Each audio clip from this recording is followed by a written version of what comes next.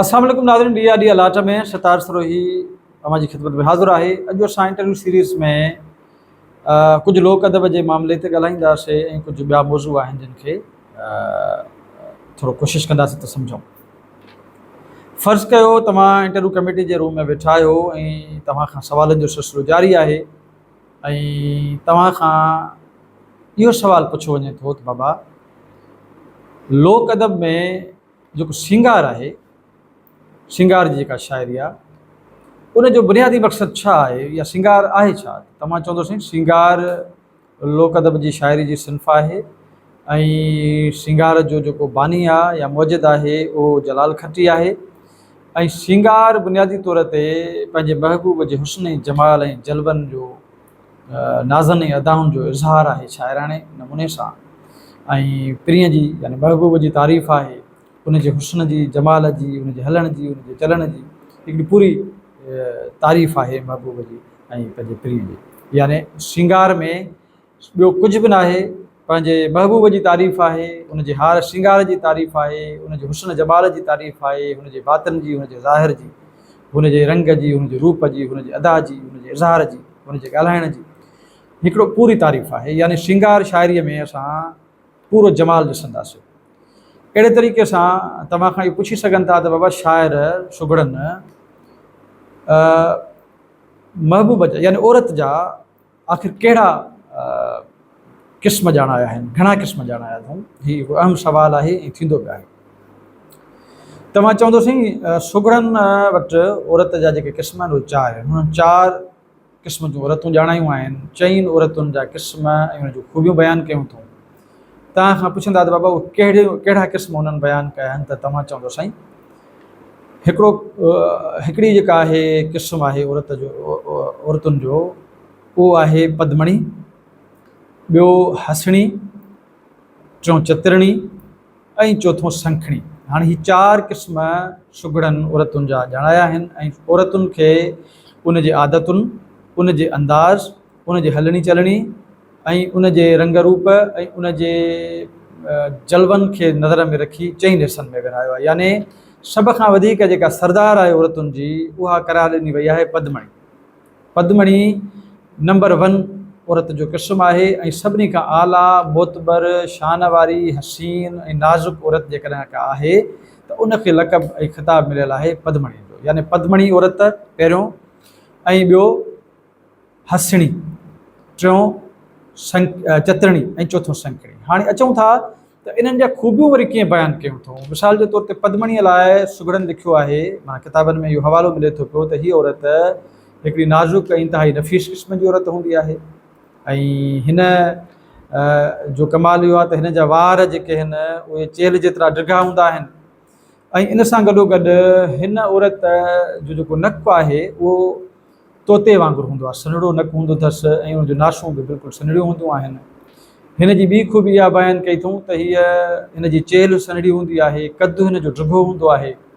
वरी पद्मणीअ जे ख़ूबियुनि में अॻिते हली चवनि था पिया त पद्मणी तमामु थोरो खाईंदी आहे ऐं नंढियूं नंढियूं विखूं खणंदी आहे ऐं अहिड़े तरीक़े सां उहा जेका निंड कंदी आहे उहा अहिड़े तरीक़े सां निंड कंदी आहे जो जेकॾहिं थोरो बि हवा जो झूटो आयो त उहो जाॻी पवंदी। माना उहा अहिड़ी नफ़ीस हूंदी आहे जो हुनजे अदाउनि ऐं रंग सभिनी खे ज़हन में रखी उनखे पद्मणीअ जो लक़ब ॾिनो अथऊं ऐं चयो अथऊं त हीअ औरतुनि में सभिनी खां ख़ूबसूरत, सभिनी खां नाज़ुक ऐं सभिनी खां हसीन हूंदी आहे। ठीकु आहे, त माना हिकिड़ो त हीअ पद्मणीअ जूं ख़ूबियूं।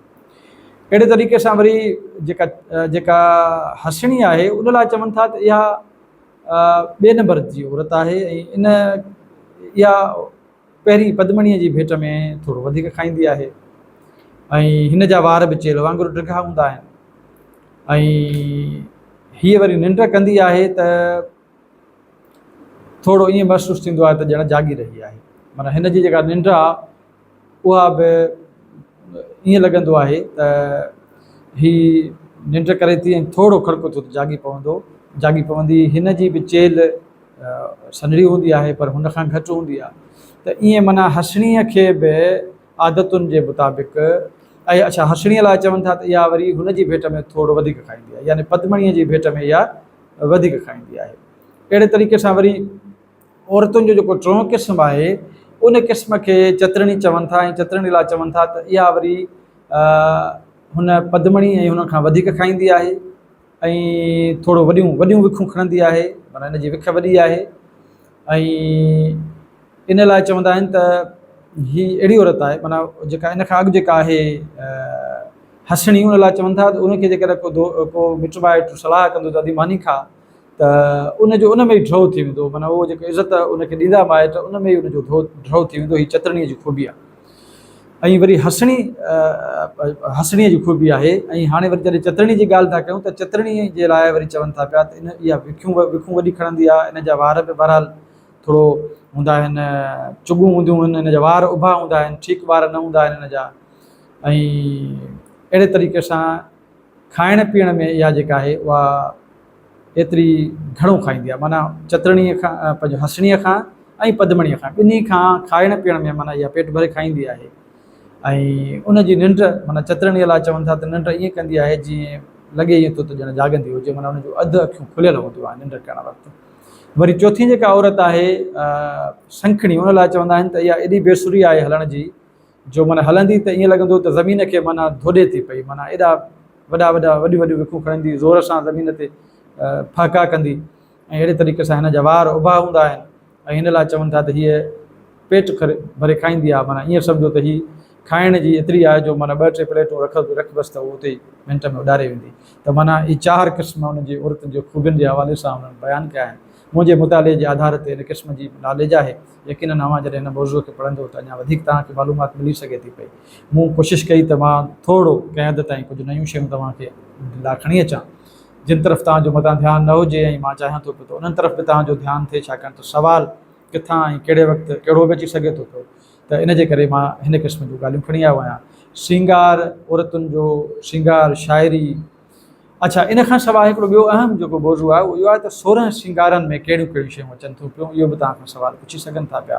ख़ासि करे असांजूं जेके छोकिरियूं आहिनि, फीमेल उमेदवार आहिनि, इन्हनि खां लाज़मी तौर ते लोक अदब जे हवाले सां या इन क़िस्म जे औरतुनि जे हवाले सां लाॻापियल 16 श्रंगारनि जे हवाले सां ज़रूरु इंफॉर्मेशन वठणु चाहींदा आहिनि, पुछंदा आहिनि त 16 श्रंगारनि में आख़िर कहिड़ियूं कहिड़ियूं शयूं आहिनि, इहे बि तव्हांखे पढ़णियूं पवंदियूं।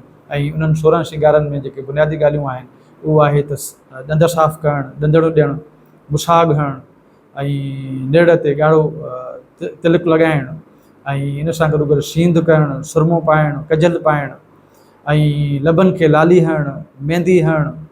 ऐं अहिड़े तरीक़े सां जेको आहे उहो ॾिसंदो तव्हां त मुसाग हणी ॾंद ॻाढ़ा करणु, ऐं हार पाइणु, ॻिचीअ में जेके हार आहिनि, श्रंगार आहिनि, ज़ेवर आहिनि, इहे पाइणु। हीअ 16 श्रंगारनि जो हिसो आहिनि। मां कुझु खणी सघियो आहियां ऐं कुझु अवां जो मुतालो करे वठिजो त जीअं तव्हांखे आसानी थी सघे। सो उमेदु आहे त असांजो हीउ प्रोग्राम बि तव्हांखे वणियो। सो मोकिलाणी न आहे, वरी कंहिं ॿिए प्रोग्राम में हाज़िर थींदासीं। जेॾां केरु तेॾां ख़ैरु।